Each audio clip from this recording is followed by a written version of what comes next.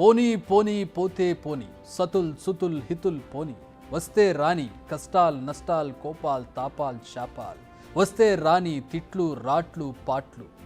ఏంటి మహాప్రస్థానంలోని శ్రీశ్రీ గారి కవిత చెప్తున్నాను అనుకుంటున్నారా? ఆ మహానుభావుడు ఆ కాలంలో ఏ కాంటెక్స్లో చెప్పారో కానీ ఇప్పుడు ఈ మాటలను వంట పట్టించుకున్నట్టు కనిపిస్తోంది ఏపీ మాజీ సీఎం వైసీపీ అధినేత జగన్. అవును, శ్రీశ్రీ కవితకు జగన్ ఆలోచన విధానానికి ఇప్పుడు పర్ఫెక్ట్గా సింక్ కనిపిస్తోంది. వెళ్ళిపోవాలనుకునే వారిని ఎంతమందిని ఆపగలం, ఎంతకాలం అని ఆపగలం, అది వారి ఇష్టం. అది వారి విలువలు నైతికతకు సంబంధించింది. ఉండేవాళ్ళు ఉంటారు, పోయేవాళ్ళు పోతారు. దానికి మనం ఏం చేయగలం? ఇది ఇప్పుడు తన పార్టీ నేతలతో జగన్ చెబుతున్న మాట. ఆయన మాటల్లో కాస్త వైరాగ్యం కనిపిస్తోంది. ఉన్న పార్టీ నేతలు కూడా వెళ్ళిపోతారన్న భయం, బాధ కనిపిస్తోంది. ఇప్పుడు ఈ మాటలను ఎలా రిసీవ్ చేసుకోవాలో అర్థం కాని సిచ్యువేషన్లో ఉన్నారు వైసీపీ నేతలు. బెంగళూరు నుంచి తాడేపల్లికి వచ్చిన వైఎస్ జగన్ మళ్లీ పార్టీ నేతలతో భేటీ అవుతున్నారు. నిజానికి ఇది సంతోషించాల్సిన విషయమే. రీసెంట్గా తనను కలిసిన నేతలతో ఆయన ఈ వ్యాఖ్యలు చేసినట్టుగా తెలుస్తోంది. ఎన్నికల్లో దారుణ ఓటమిని ఆయన ఇంకా పూర్తిగా డైజెస్ట్ చేసుకున్నట్టుగా లేదు. కానీ ఇంతలోనే ఉన్న నేతలు కూడా పార్టీ మారుతారన్న ప్రచారం ఇప్పటికే మొదలైంది. అయితే జగన్ వ్యాఖ్యలను కాస్త డీకోడ్ చేస్తే అర్థమయ్యే విషయం ఏంటంటే, ప్రస్తుతం శాసనసభలో ఏ వైసీపీకి పెద్దగా చేసేది లేదు. ఎందుకంటే కేవలం 11 మంది సభ్యులు మాత్రమే ఉన్నారు. అందుకే తన శాసన మండలిని తన బ్యాటిల్ గ్రౌండ్గా మార్చుకుంటున్నట్లుగా తెలుస్తోంది. ఎందుకంటే మండలిలో మరికొన్నేళ్ల పాటు వైసీపీదే పైచేయి. టీడీపీ అసెంబ్లీలో ఎంత తమ నిర్ణయాలను సునాయాసంగా అమలు చేస్తుందో, మండలిలో మాత్రం దాని పాచికలు బారే అవకాశం లేదు. అందుకే టీడీపీ నేతలు వైసీపీ ఎమ్మెల్సీలపై ఎక్కువగా ఫోకస్ చేసినట్టుగా కనిపిస్తోంది. ఇప్పటికే కొందరు వైసీపీ ఎమ్మెల్సీలకు టీడీపీ నుంచి ఫోన్లు వచ్చినట్టుగా తెలుస్తోంది. కొంతమంది వెళ్లేందుకు కూడా సిద్ధమైనట్టుగా ప్రచారం జరుగుతోంది. ఈ విషయాన్ని కూడా జగన్ స్వయంగా పార్టీ నేతలతో చెప్పినట్టు తెలుస్తోంది. సో ఆయన కూడా మానసికంగా సిచ్యువేషన్స్ను ఫేస్ చేసేందుకు రెడీ అవుతున్నట్టుగా కనిపిస్తోంది. నిజానికి ఎన్నికల ఫలితాల తర్వాత జగన్ చేసిన వ్యాఖ్యలు గుర్తున్నాయా? ఇంత కష్టపడి పనిచేశాక కూడా వచ్చిన రిజల్ట్ చూసి హిమాలయాలకు వెళ్ళిపోయే పొజిషన్ వచ్చింది అన్నారు ఆయన. షాక్లో నుంచి బయటకు రావడానికి 2-3 రోజులు పట్టిందన్నారు. కానీ 40% మంది ప్రజలు తమకు ఓటేశారని, ఇది చూశాకే సీట్లు రాకపోయినా వారి కోసం నిలబడి పోరాడాలని డిసైడ్ అయ్యానని, అందుకే కోలుకోగలిగానని చెప్పారు. నిజానికి జగన్ వైరాగ్యానికి అనేక కారణాలు కనిపిస్తున్నాయి. ఒకటి, సీట్ల సంఖ్య 151 నుంచి 11కు పడిపోవడం, కనీసం ప్రతిపక్ష హోదా కూడా దక్కకపోవడం, ప్రశ్నించే అధికారం పూర్తిగా కోల్పోవడం, గెలిచిన 11 మంది ఎమ్మెల్యేల్లో ఎంతమంది ఉంటారో ఎంతమంది పోతారో తెలియని పరిస్థితి ఏర్పడింది. అంతో ఇంతో సంఖ్యాబలం ఉన్న ఎమ్మెల్సీలో కూడా ఎంతమంది ఉంటారో వెళ్ళిపోతారో తెలియని పరిస్థితి రావడం, తమ ఆయువు పట్టు అనుకున్న రాయలసీమ కేవలం 5 సీట్లు ఇవ్వడం, ఒకప్పుడు క్లీన్ స్వీప్ చేసిన జిల్లాలో కనీసం 1 సీటు కూడా రాకపోవడం, ఇలా ప్రతి విషయం ఆయన మనసుకు ముళ్ళలా గుచ్చుకుంది. అందుకే జగన్ ప్రస్తుతం వైరాగ్యపు స్టేజ్లోకి వెళ్ళిపోయారు. ఇవి కాక ప్రస్తుతం జగన్ ప్రజల్లోకి వెళ్ళే అవకాశం లేదు. ఏ సమస్య మీద పోరాటం చేసే అవకాశం లేదు. ఎందుకంటే గత ప్రభుత్వం వీళ్ళదే కాబట్టి. ప్రభుత్వాన్ని ప్రశ్నించి నిలదీసే అవకాశం ఇప్పుడిప్పుడే కనిపించడం. ఎందుకంటే ఈ ప్రభుత్వం పని ఇంకా ప్రారంభించలేదు కాబట్టి.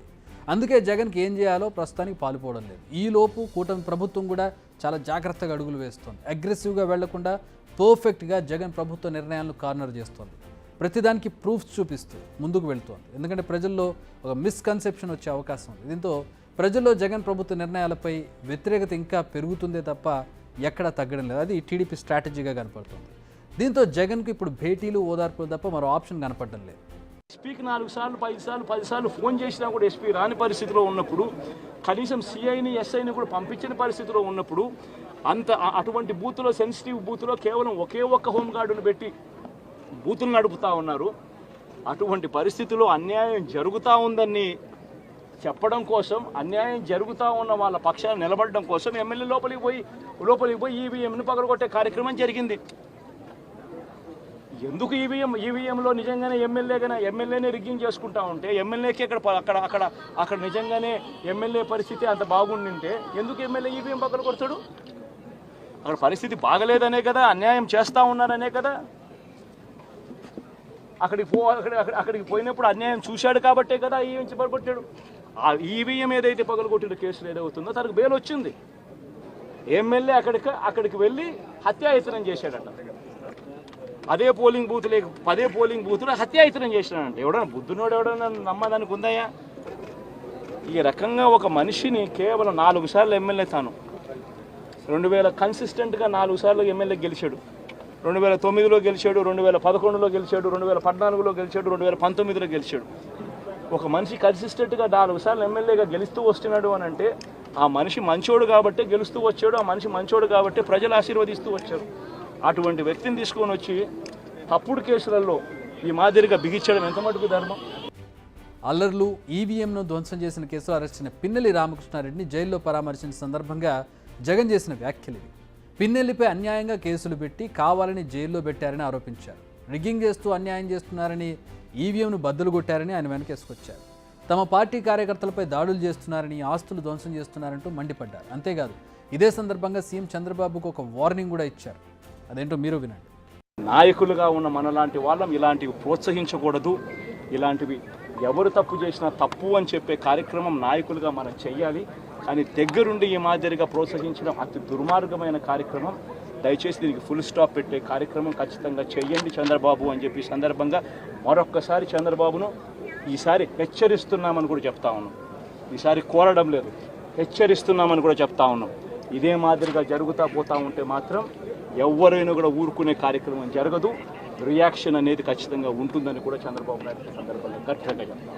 ప్రస్తుతానికి జగన్ ముందు ఇంతకు మించిన ఆప్షన్స్ అయితే కనిపించడం లేదు. తమ కార్యకర్తలు, నేతలపై జరిగేటటువంటి దాడులు కావచ్చు, ఆస్తుల మీద జరిగే దాడులు కావచ్చు, వీటినే తన అస్త్రంగా మలుచుకుని జనాల్లోకి వచ్చే ప్రయత్నం అయితే జరుగుతోంది. ఇండైరెక్ట్గా జగన్ ఈ వ్యాఖ్యల్లో అదే చెబుతున్నట్టుగా మనకు అర్థమవుతోంది.